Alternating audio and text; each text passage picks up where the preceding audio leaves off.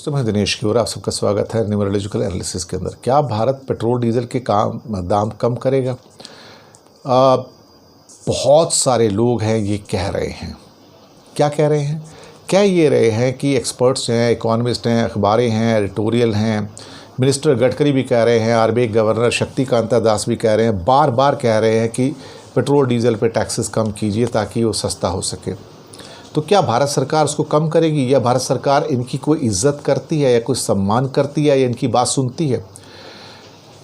भारत सरकार इनकी बात नहीं सुनती है, बल्कि जितनी बार लोगों के द्वारा, जो एक्सपर्ट्स के द्वारा कहा जाएगा कि आप इसके दाम थोड़े कम कीजिए, ये उतनी ही बार बढ़ा देते हैं। 4 मई के बाद आज 41st टाइम 41 बार दाम बढ़ाए गए हैं। और जो बोलना है बोले, जिसको रोना है, चिल्लाना है, चीखना है, बोलना है, जो करना करे, मोदी सरकार सुनने वाली नहीं है। उसके ऊपर किसी चीज़ का कोई असर नहीं पड़ता है। बल्कि कई बार तो ऐसा होता है जब ये अखबारें और इकोनॉमिस्ट और बड़े बड़े एक्सपर्ट्स बोलते हैं और मंत्री भी जब बोलते हैं, गडकरी जैसे, तो सरकार फैसला करती है कि अब मैं और टैक्स लगाऊंगी, अब मैं और कीमतें बढ़ाऊंगी पेट्रोल डीजल के। मैं देखता हूं कि तुम कैसे मुझे रोक पाते हो।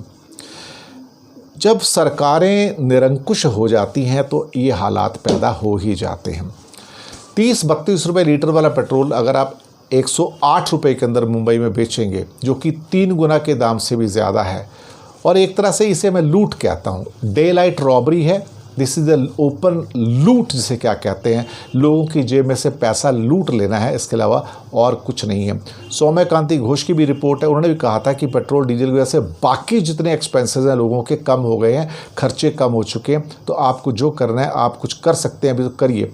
लेकिन सरकार किसी की भी सुनने के मूड में नहीं है, और वैसे भी ये सरकार, मोदी सरकार जो है, किसी की सुनती नहीं है। मैं पहले बता दूं, किसी की भी नहीं सुनती है।